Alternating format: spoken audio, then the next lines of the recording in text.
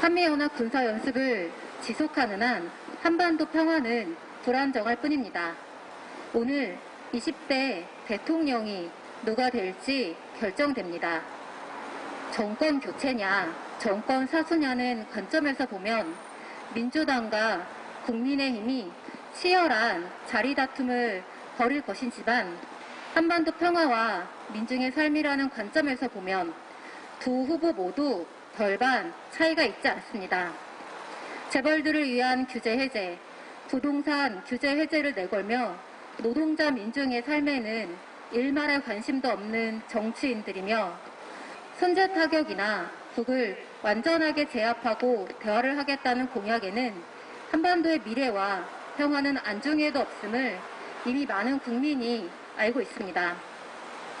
한반도 평화는 제 입속 챙기기에 바쁜 기성 정치인이 아니라 국민이 직접 목소리를 내야 가능하다는 것을 다시 한번 확인하며 앞으로 평화통일 시민행동은 지난 10년의 활동처럼 꾸준히 여기 도심각 앞에서 평화와 통일을 위한 실천을 이야기하겠다고 다짐을 합니다. 이제 곧 한미연합 군사연습 일정이 발표될 것입니다. 한미 양군이 선제 타격을 핵심 내용으로 하는 작전계획 5015를 직접 적용해 보는 것으로 미군 표현으로는 엑서사이즈, 즉 일반적 훈련이 아니라 실전에 적용해 보는 연습이 이번 4월에 예정된 한미연합 군사연습입니다. 윤석열 후보는 규모를 줄이는 대신 150차례나 나눠서 진행했던 한미연합 군사연습을 다시 예전처럼 정상화해야 한다고 말했습니다.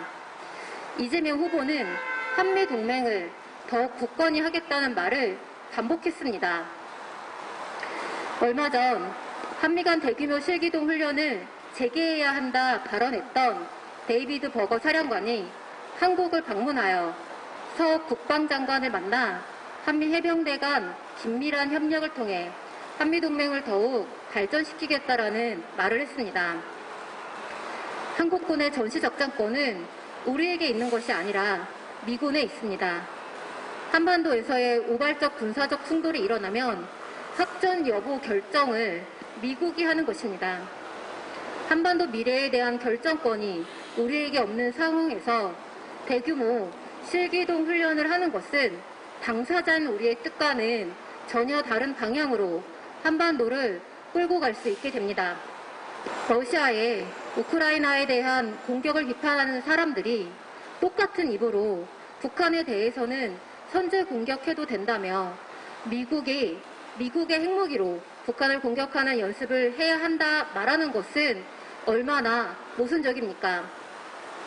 현재 세계 정세는 매우 불안정한 상황이며 흑해 주변에서의 군사적 충돌이 언제든지 인도태평양 지역으로 확대될 수 있습니다. 미국은 이번 기회로 러시아에 대한 제재를 중국으로 확대하려고 할 것입니다. 이런 매우 위험하고 군사적 긴장이 높아지는 국면에서 북한에 대한 선제 공격, 평양 점령, 지도부 제거를 연습하는 한미 군사 연습을 실시한다는 것은 한반도를 위험천만한 상태로 끌고 들어가겠다라는 것입니다. 절박한 마음으로 호소드립니다. 한미연합 군사연습을 중단해야 합니다. 2018년 미국 대통령이 도발적인 워게임이라고 직접 북측의 지도자에게 중지를 약속했던 한미연합 군사연습이 싱가포르 회담 이후에도 버젓이 진행되었으며 그 결과 북미 대화와 남북 대화는 멈춰섰습니다. 미국은 외교 테이블 운운하지만 북한에 대한 적대 행위부터 중단을 해야 대화 시작에 자세라고 할 수 있습니다. 아메리카 대륙이 아닌 여기 한반도 땅에 남측 정부도 한미연합 군사연습 중단을 결단하고 미국에 촉구해야 합니다. 한반도 주변의 군사적 위기감이 높아지고 있습니다. 한반도 평화는 미국과 군사연습을 해서 지켜지는 것이 아니라 적대 행위를 중단하고 남북, 북미 간 신뢰를 쌓기 위한 조치들을 취할 때 만들어집니다. 한반도 평화를 지키기 위한 실천에 시민 여러분들의 많은 관심 부탁드립니다.